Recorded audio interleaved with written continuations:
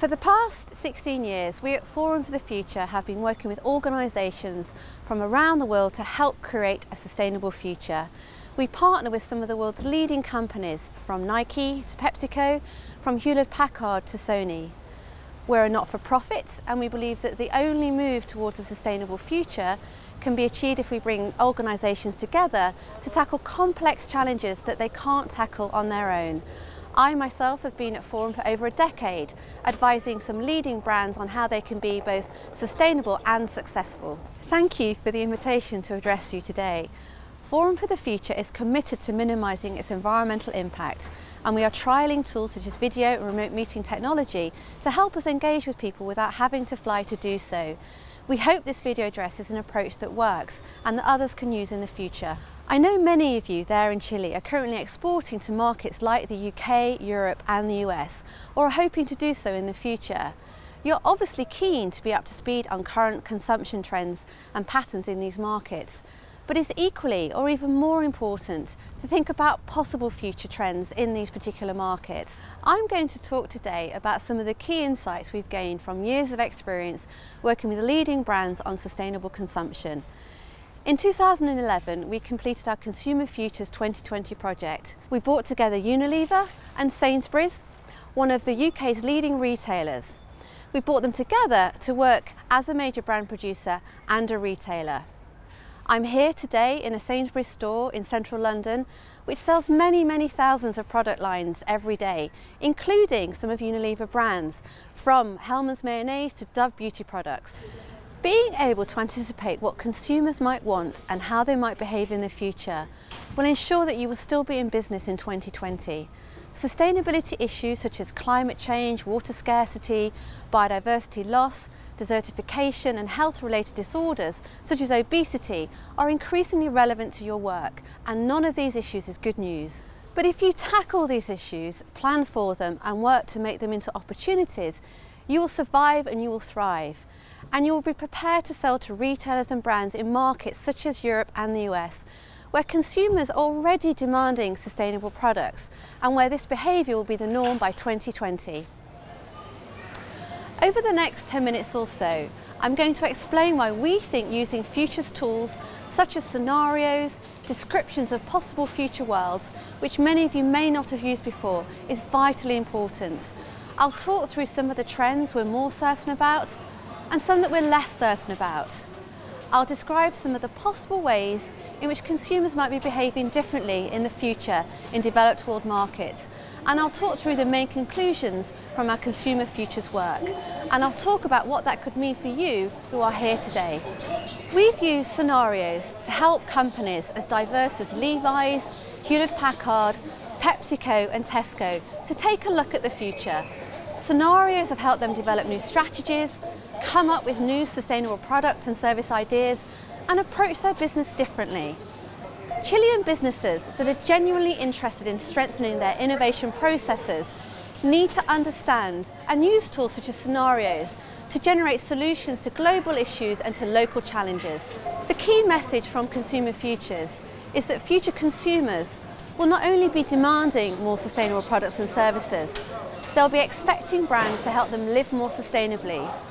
So companies like yours play a critical role.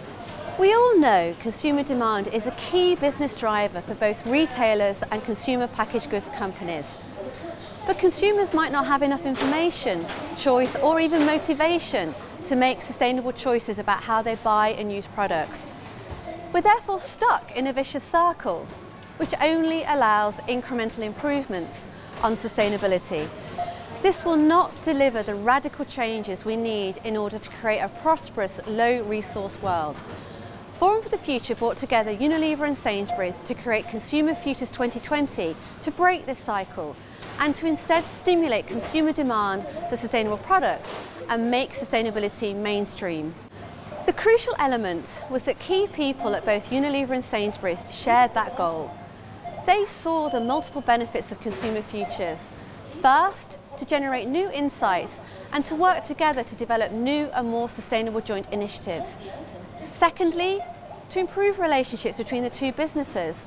On the one hand, a major supplier engaging with a major customer, And thirdly, it was a way to engage and excite key internal and external stakeholders around sustainability. We think it's foolish to make predictions. Predictions are almost always wrong.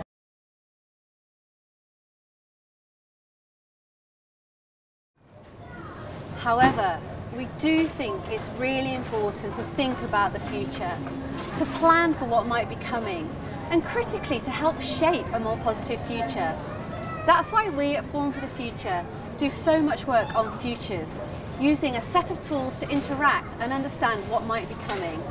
This includes exploring trends, developing visions for what a sustainable future might look like, and creating and using scenarios, as we did with consumer futures. Shell has been using futures for decades.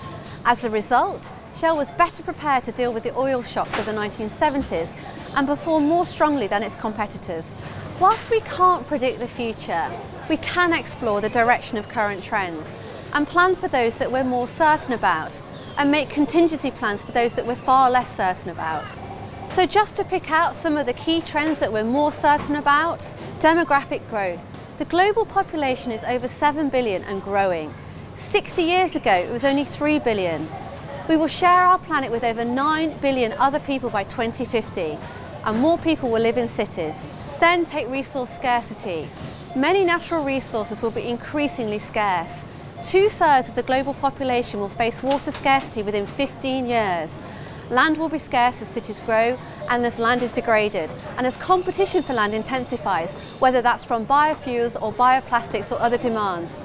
Fossil fuels like coal and oil will begin to run out and prices will continue to rise. There's then climate change. Most scientific and political consensus is that climate change is happening and it's real. We don't know exactly what the impacts will be, but they will be significant, particularly for those countries least able to deal with them. These are the trends that we feel fairly certain about, but there are many trends that we're far less certain about. We don't know how governments will respond to huge environmental and social challenges like climate change. We also don't know what the state of the global economy will be like in 2020. And finally, we really don't know what consumer attitude sustainability will be like in the future. Scenarios lay out a set of potential future worlds and are strategic tools for organisations to use to plan for the future. They're not predictions though, they're just stories of possible future worlds. Our scenarios are firmly grounded in robust research and input from experts. For these consumer future scenarios, we drew together interviews with dozens of retailers, brands, futurologists, scientists and designers, added extensive desk research, and topped all of this up with interviews from senior people across Sainsbury's and Unilever. This allowed us to identify key future and emerging trends to explore. From that, we created scenarios using two of the least certain trends that would have the greatest future impact on consumer goods. In order to create our scenarios, we take the two most highly impactful and highly uncertain trends. When it came to consumer futures, these were around the status of the global economy. Will we still be in a recession, or will the global economy be flourishing? And then the second highly impactful, highly uncertain trend was consumer attitudes to sustainability. Will consumers grasp sustainability and really take it on board and demand sustainable products and services? Or will consumers expect brands and retailers to make it easy for them? We took these two highly uncertain, highly impactful trends and used them to create a matrix. This matrix in turn helped us create 4 scenarios, 4 possible future worlds, which have things in common but several key differences. And that's the point, to develop possible future worlds that are radically different from today, but that are different from one another. Scenarios are really good at highlighting challenges and opportunities that companies who use them might not have otherwise considered, and that can give them an edge. These scenarios are designed for developed markets such as the UK, Europe and the US, because many consumption patterns are different to emerging economies like Chile or Brazil, or to other developing countries. However, they can also be used by companies looking to export to developed world markets. Scenarios are a really excellent tool for testing current strategies and developing new ones. They can help to identify key future challenges and help companies plan for these challenges. They can also be used to generate ideas for new products and new services. The ideas that work in a range of different possible future worlds are the ones that are most likely to succeed today. So what do the consumer future scenarios look like? Well, I can give you a flavour of some of these possible future worlds. Will 2020 look like scenario 1, my way? In this scenario, the economy is more prosperous and the global economy has recovered from the deep recession of the early part of this decade. Consumers are taking responsibility themselves for addressing key sustainability challenges, particularly local issues like air pollution. Government has a limited role at a national level, but is very active at the local level. This is a very individualistic world, and there is a deep divide between those that have and those that have not. Consumers in the developed world are keen on buying locally produced, homegrown products, but they also like buying from individual producers across the globe, typically buying online based on recommendations, often from their friends. So the relationship consumers have with their brands is very volatile, and there's very little brand loyalty. In this world, people rely on personalised technology, such as personalised energy monitors, to help them reduce their environmental impacts from the products that they're buying. This is the first of the scenarios. Or will 2020 look like the second scenario, sell it to me? Like the previous scenario, the economy is more prosperous than it was back in 2012. However, in this scenario, consumers expect others to take responsibility for sustainability. There's a feeling that sustainability is mainstream, but people do not feel a duty to change their lifestyles because they're confident that businesses and institutions like national governments will solve the world's problems for them. In this world, businesses and brands are dominant, trusted and expected to provide solutions for environmental and social problems. Also, businesses have large amounts of personal information about their consumers in order that they can tailor their offerings to them. So brands might well develop different versions of the same cereal, for example, depending upon people's individual needs. This is done in order to keep the trust of consumers. That's the second of our scenarios. Or will 2020 look like scenario 3, from me to you? In this scenario, we're still in the deep recession that we were back in 2012, and consumers are taking personal responsibility for environmental and social issues, and the government is losing the confidence of the public. Well-being and quality of life is more important to most than economic growth. Local communities are strong, and people in these communities are coming together to tackle these challenges. There's been a fall in overall consumption, and people are buying less than they were in 2012. In this scenario, people buy direct from cooperatives and prefer locally sourced products. People grow their own food or own shares in their local community farm so that they can get hold of community grown food. There is a really strong culture of swapping and sharing rather than buying new goods and services. So it's very different to the second scenario I just described. Word of mouth recommendations are particularly important. That's scenario 3, from me to you. Or finally, will 2020 look like scenario 4, I'm in your hands? In this world, the global economy is still weak. Government plays a much more important role. Government is centralised and it works closely with businesses and non-governmental organisations to deliver essential services such as health and education. Those businesses and brands that succeed tend to be large and powerful, but they're bound by strict sustainability guidelines laid down by governments.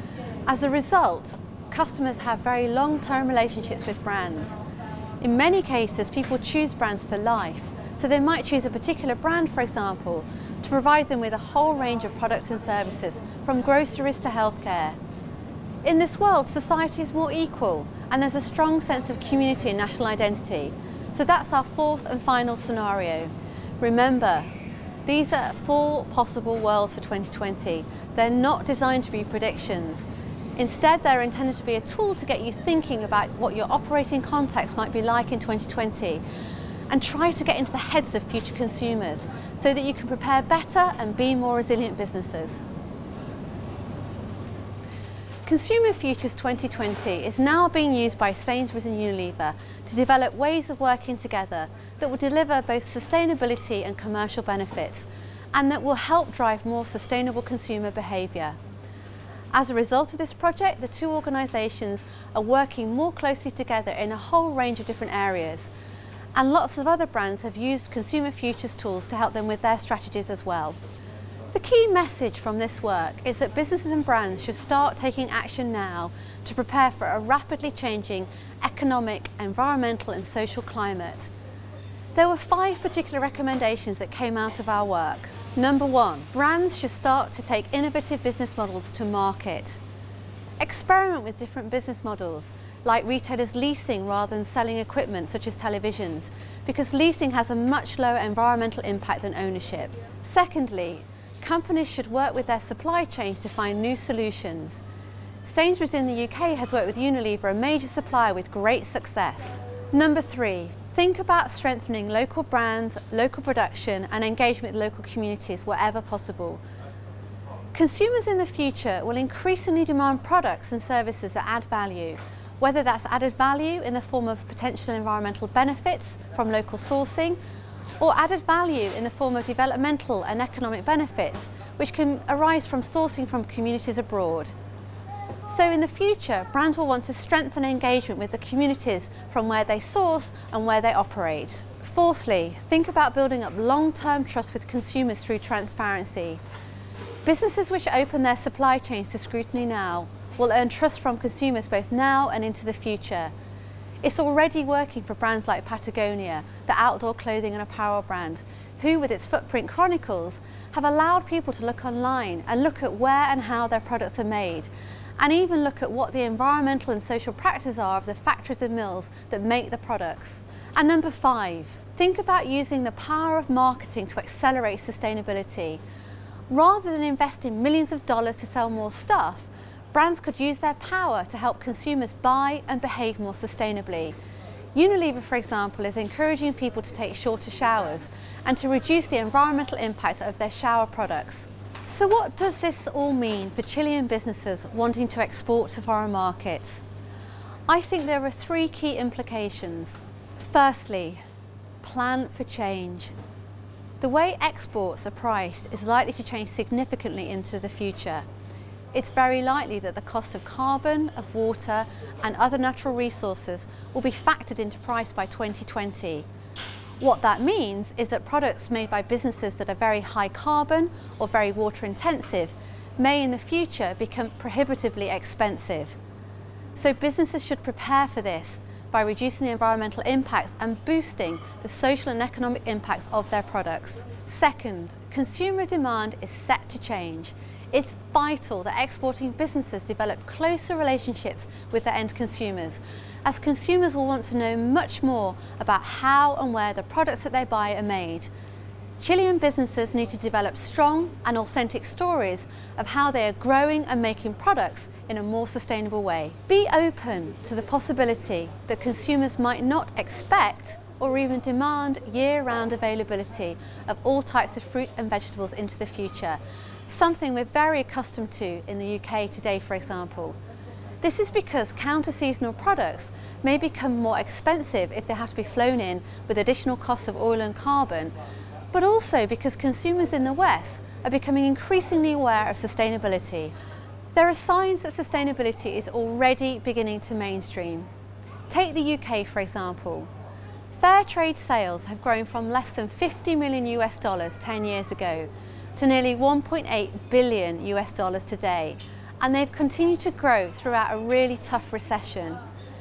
So that tells us that there's a growing appetite for more fairly produced products, and I would expect this to continue. I'm confident that there are opportunities for Chilean exporters to develop more sustainable products and services that will appeal to mainstream consumers in key export markets such as the UK and Europe.